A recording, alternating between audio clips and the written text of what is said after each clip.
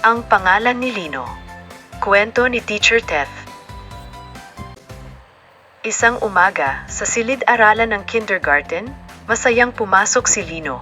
Nakangiti siya habang hawak ang kanyang bag. Magandang umaga, Lino. Bati ng kaniyang guro. Magandang umaga po. Sagot ni Lino. Habang nagkaklase, sinabi ng guro. Mga bata, ang bawat isa sa inyo ay may pangalan. Mahalaga ang pangalan dahil ito ang tumatawag at nagpapakilala sa inyo. Nagtaas ng kamay si Lino. Ma'am, bakit po mahalaga ang pangalan? Tanong ni Lino. Ngumiti ang guro. Mahalaga ang pangalan dahil dito ka nakikilala ng ibang tao. Kapag may tumawag sa iyo na Lino, alam ng lahat na ikaw iyon at ikaw ay natatangi. Napatango si Lino. Tumingin siya sa kanyang name card at binasa ito ng malakas. Ako si Lino.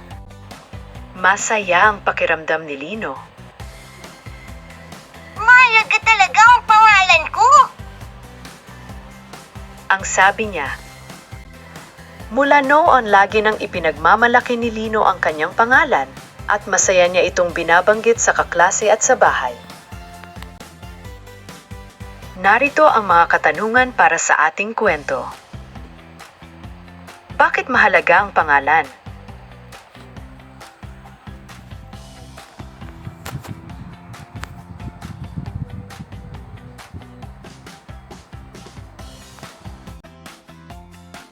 Sino ang bata sa ating kwento?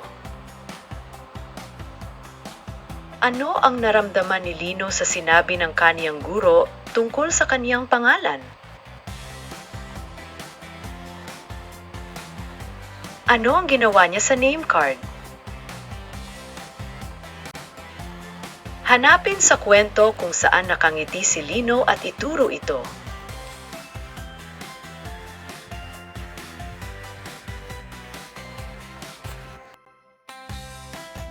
Ano ang iyong buong pangalan?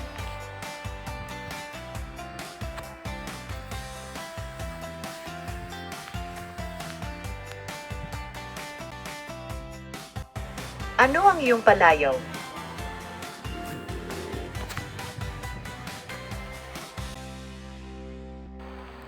Ano ang pangalan ng iyong guro at mga kaklase?